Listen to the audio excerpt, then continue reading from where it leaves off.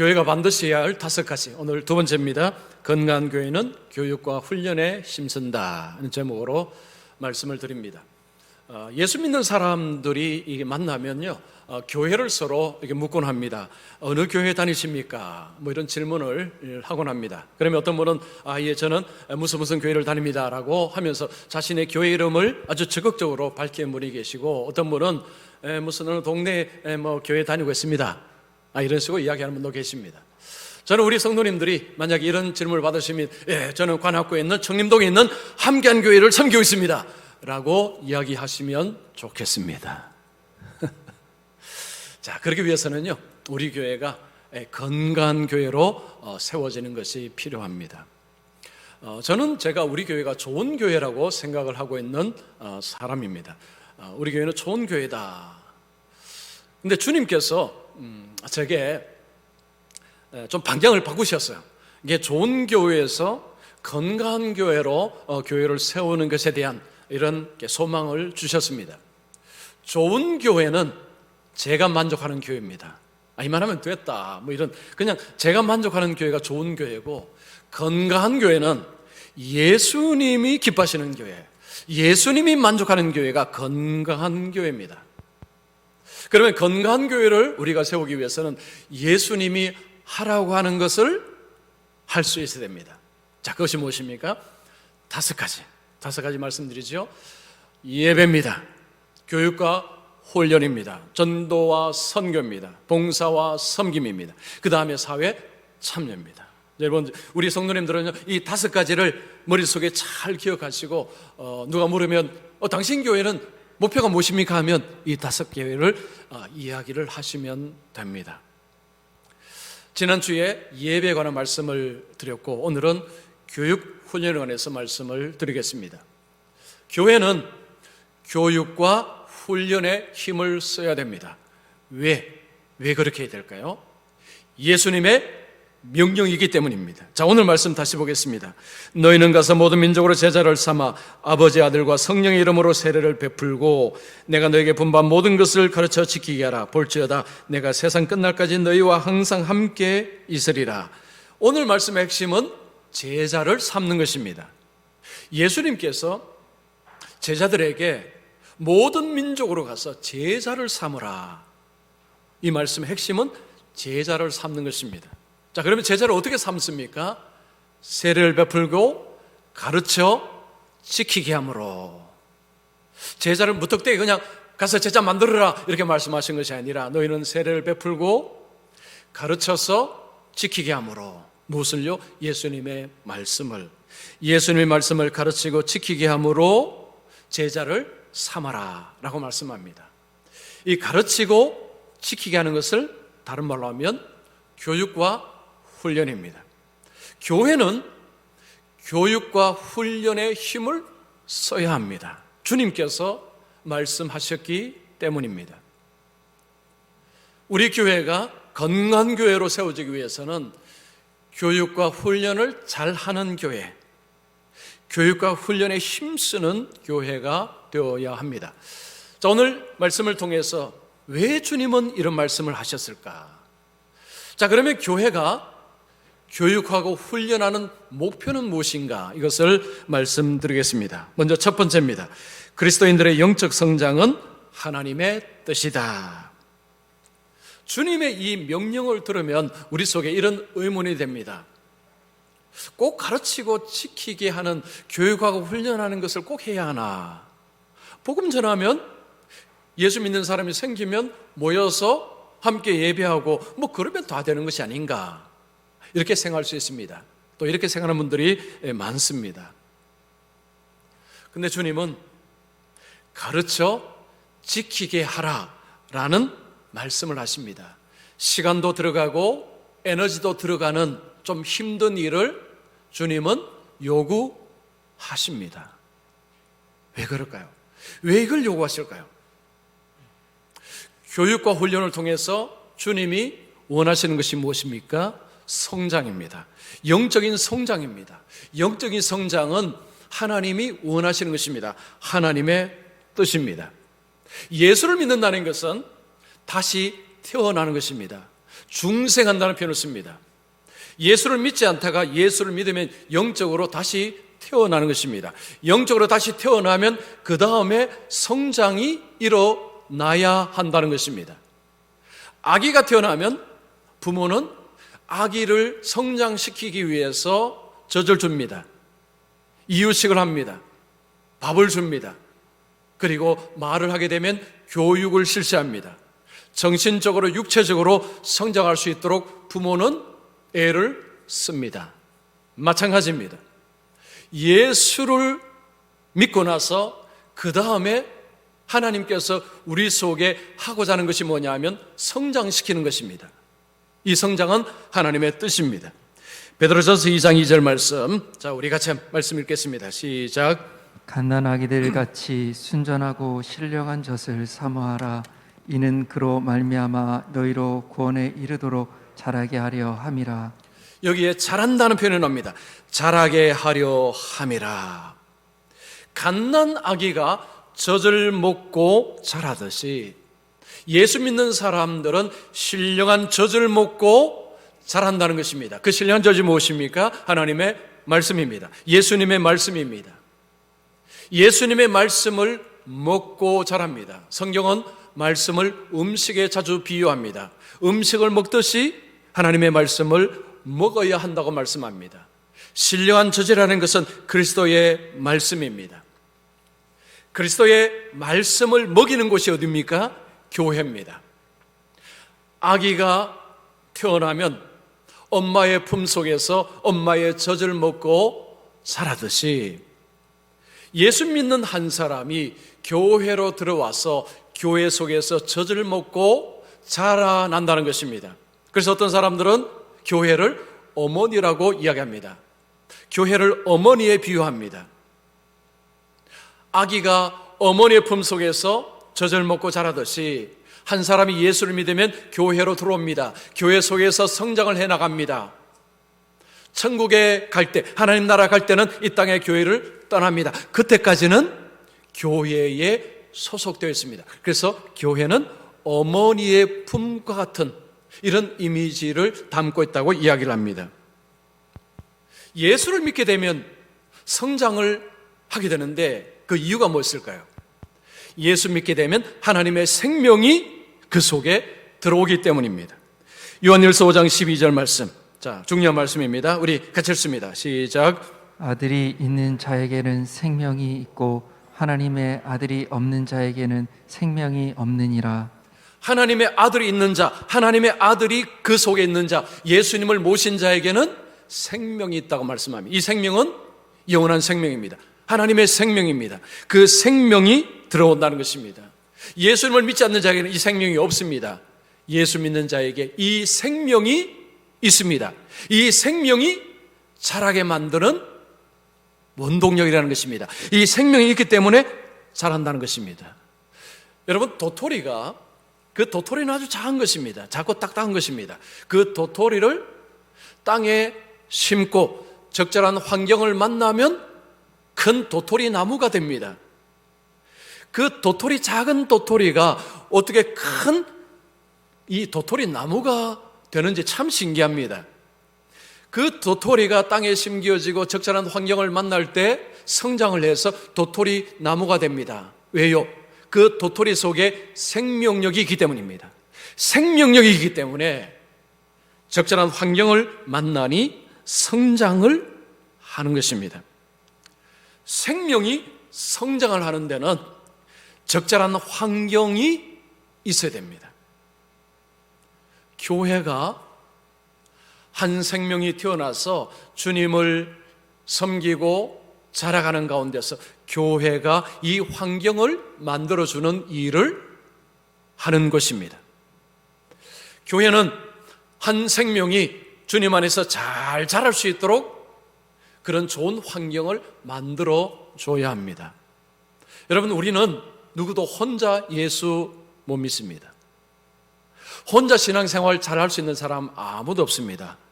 우리 모두에게는 서로의 도움이 필요합니다. 서로의 격려가 필요합니다. 때로는 서로의 충고도 필요합니다. 사람은 혼자서는 내가 예수를 잘 믿고 싶다, 뭘 잘하고 싶다, 이게 잘 안 생깁니다. 사람은 그렇지 않습니다. 목회 데이터 연구소가 2020년 4월 달에 예수 믿는 사람들 대상으로 설문조사를 했습니다. 2020년 4월 달에는 코로나가 발생을 하고 교회는 예배 이외에는 다른 것을 할 수 없는 상황이 된 그때입니다. 그때 성도들을 대상으로 코로나가 신앙생활에 어떤 영향을 미치고 있는지를 물었습니다. 한 성도는 이 소그룹을 잘하는, 아주 소그룹이 잘 되어 있는 교회의 성도였습니다.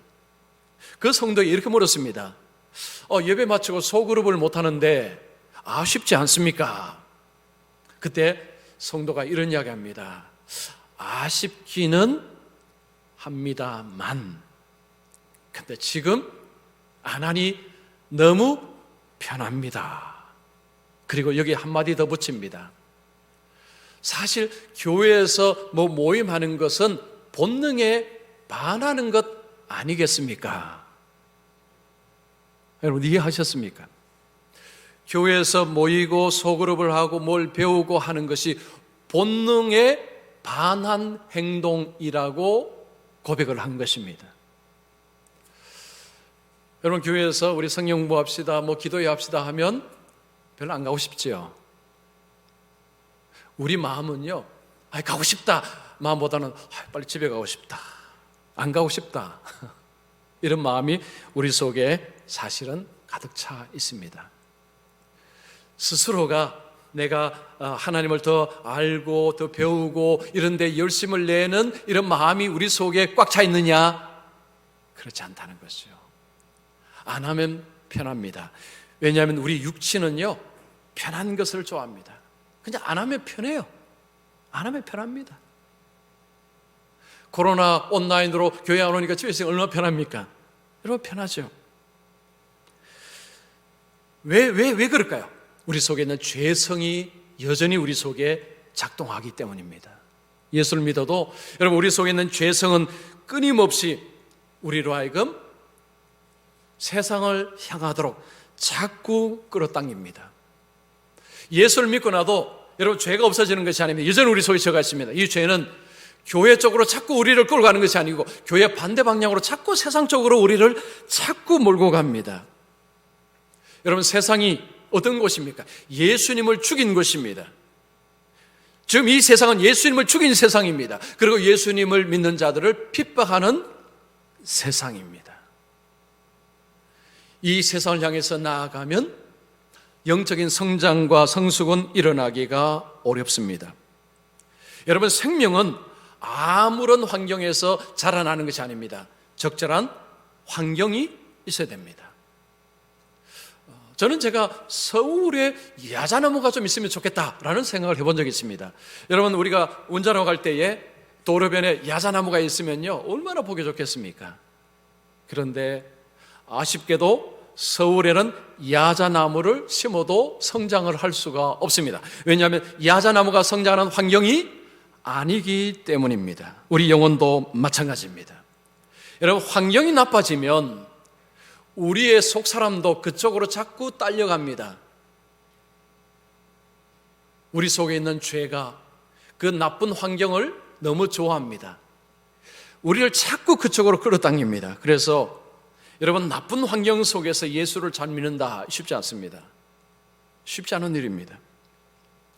죄는 우리의 마음을 하나님께로부터 자꾸 떨어뜨립니다. 이사야에 이런 말씀이 있습니다. 오직 너희 죄악이 너희와 너희 하나님 사이를 갈라놓았고 아담과 하와가 선악과를 따먹자 그들은 숨었습니다. 그리고 추방당했습니다. 죄는 하나님과 우리 사이를 갈라놓습니다. 우리 속에 여전히 죄성이 있습니다. 예수를 믿고 나서 금방 변화가 일어나지 않습니다. 예수를 믿으면 내 삶의 주인은 예수님이시고 내 삶의 왕은 예수님으로 그렇게 살아가는 일이 금방 쉽게 일어나지 않습니다. 예수를 믿고 나도 여전히 내가 주인이고 그리고 세상의 좋은 것들을 추구하고 싶은 욕망이 여전히 우리 속에 있습니다. 우리의 마음은 이런 영적인 전쟁을 늘 합니다. 내 마음의 주인이 예수님이 되어야 된다는 것을 머리로는 알지만 내 속에 있는 이 죄성은 끊임없이 나를 자꾸 세상을 향하게, 세상에 좋은 것을 자꾸 보고자, 그걸 자꾸 누리고자 하는 이런 마음을 자꾸 심어줍니다. 우리가 어떨 때 죄를 짓습니까? 하나님을 못 믿을 때 죄를 짓습니다. 아담과 하와가 왜 선악과를 따먹었습니까? 사탄이 뭐라고 했습니까? 이거 먹고도 안 죽는다고 했습니다. 하나님처럼 된다고 했습니다. 하나님은 이거 먹으면 죽는다고 했습니다. 하나님 말씀을 못 믿었습니다. 그러자 누구의 말 믿었습니까? 사탄의 말을 믿었습니다. 여러분, 죄는요, 하나님 말씀을 안 믿기 때문에 죄를 짓는 것입니다. 그리고 세상 말을 믿기 때문에 죄를 짓는 것입니다. 우리가 일주일 동안 살아가다 보면 자꾸 세상에 마음이 자꾸 가죠. 그러다가 주일날 여러분 마음이 이 예배 오면 이제 마음이 주님을 향해서 좀 이렇게 갑니다. 그래서 교회가 중요합니다. 그래서 교회가 중요합니다. 한 주간 동안 막 세상에 그 꿀을 먹으면서 좋다 했는데 하나님 생각 별로 안 했는데 주일날 교회 오면 아이고 내가 이러면 안 되지. 그러면서 마음을 하나님께로 이렇게 자꾸 이렇게 좀 조정을 합니다. 그래서 교회가 중요합니다. 교회는 우리의 마음을 돌리는 환경을 가지고 있습니다. 교회는 세상 환경하고 다릅니다. 우리가 세상을 향하다 그 마음을 하나님께로 돌리는 그 환경이 교회라는 것입니다. 그래서 교회는요, 우리로 하여금 하나님 앞에서 잘하도록 모든 것을 환경을 만들고 우리를 돕는 것이 교회입니다. 자, 우리 성도님들의 요즘 영적인 형편은 어떻습니까? 잘 성장하고 계십니까? 아니면 혹시 뒷걸음치고 계시지는 않습니까? 저는 우리 성도님들이 영적으로 계속해서 이렇게 성장을 해 나가시면 좋겠습니다. 자, 우리 교회가 그동안 교육하고 훈련해 왔습니다. 근데 제가 작년에 우리 주님께 기도하면서 주님이 제 눈을 좀 열어주셨어요. 그래서 부족한 것이 무엇인지를 알게 하셨습니다.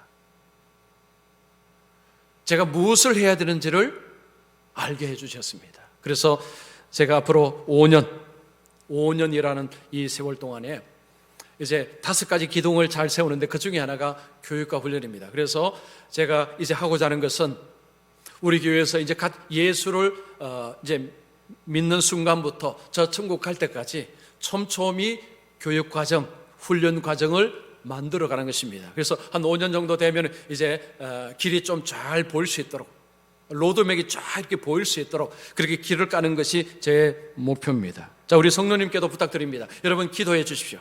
기도해 주시고요. 그리고 같이 동참해 주셔야 됩니다.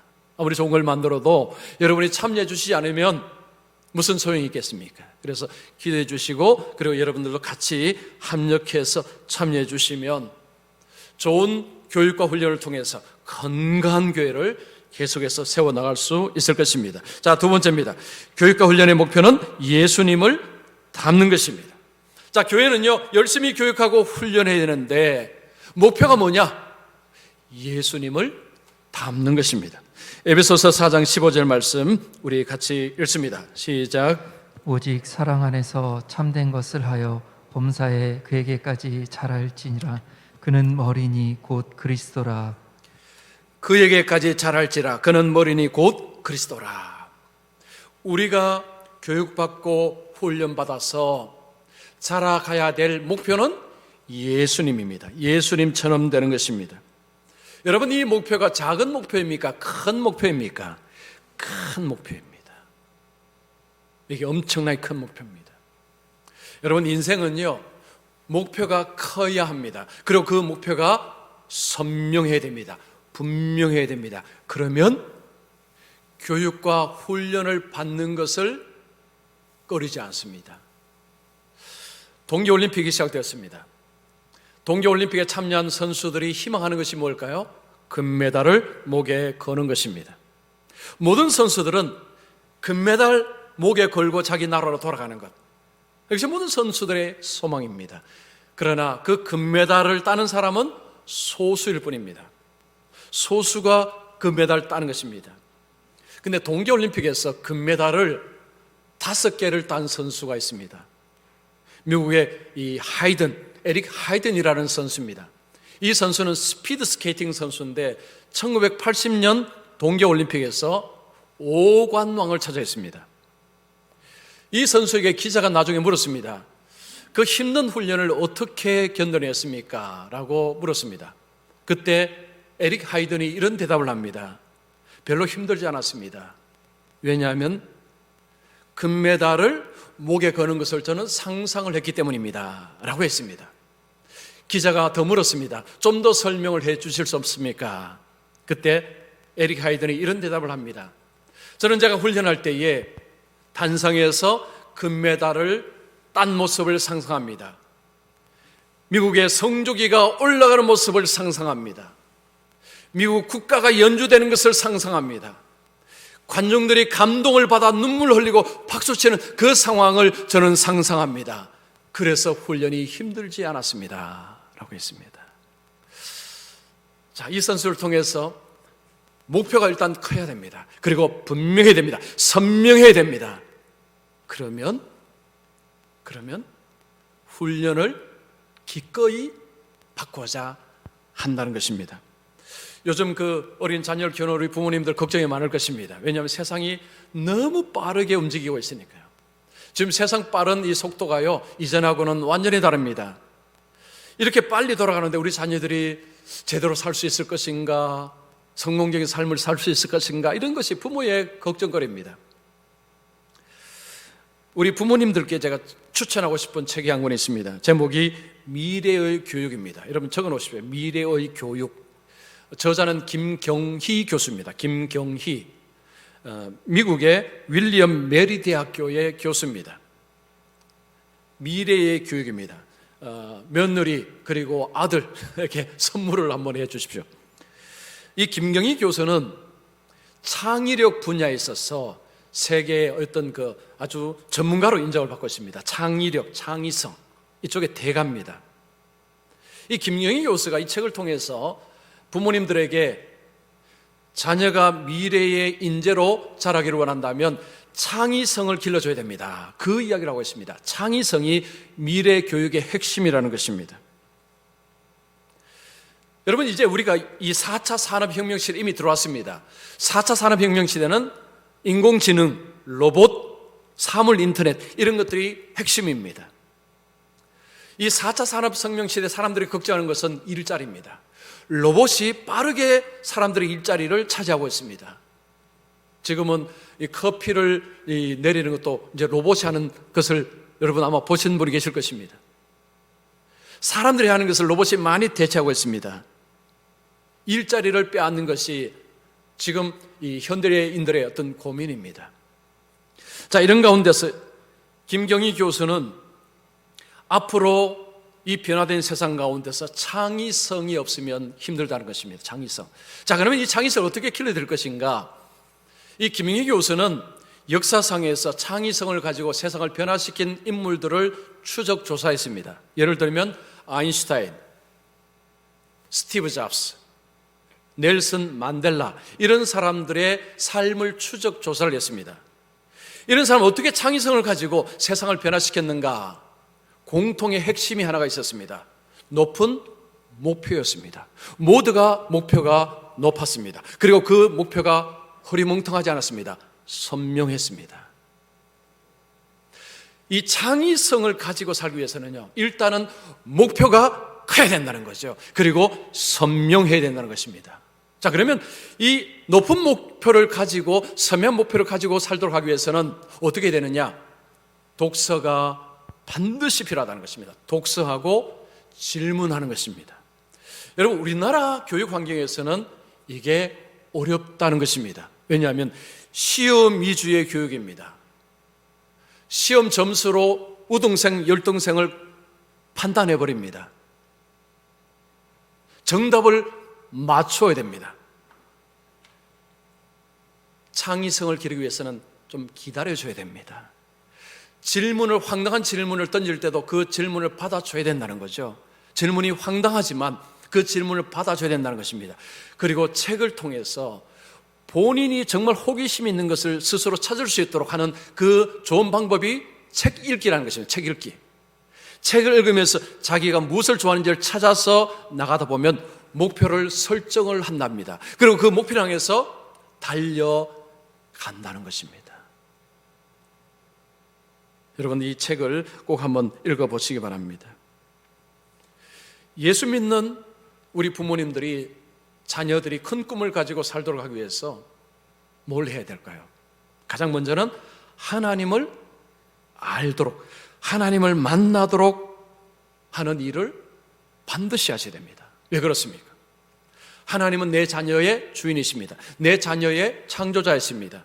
내 자녀에 향한 계획을 하나님은 하고 계십니다. 하나님은 그 계획이 작지 않습니다. 큰 계획을 가지고 계십니다. 그 계획을 찾기 위해서는 먼저 하나님을 만나야 됩니다. 하나님을 알아야 됩니다. 제가 작년에 하나님 목회를 어떻게 해야 됩니까? 목회를 알려주십시오. 하나님이 제 목회를 알려주셨습니다. 여러분, 똑같은 원리입니다. 우리의 자녀가 하나님 제 인생 앞으로 무엇을 어떻게 살아야 됩니까? 물으라는 거죠.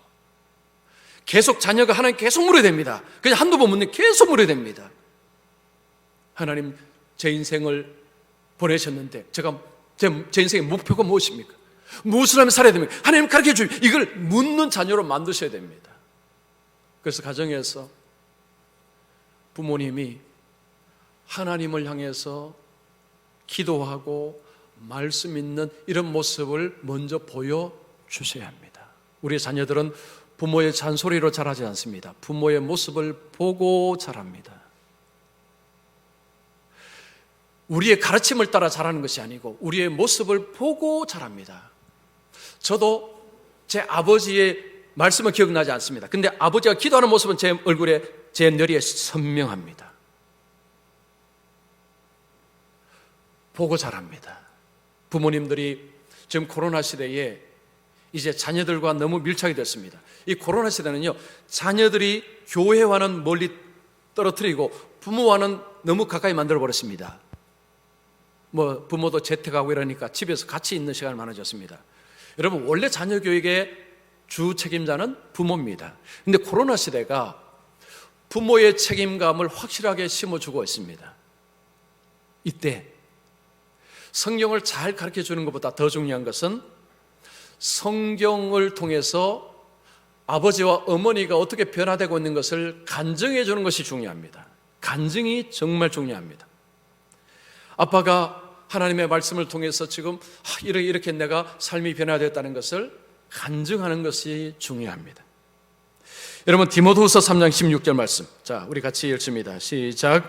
모든 성경은 하나님의 감동으로 된 것으로 교훈과 책망과 바르게 함과 위로 교육하기에 유익하니.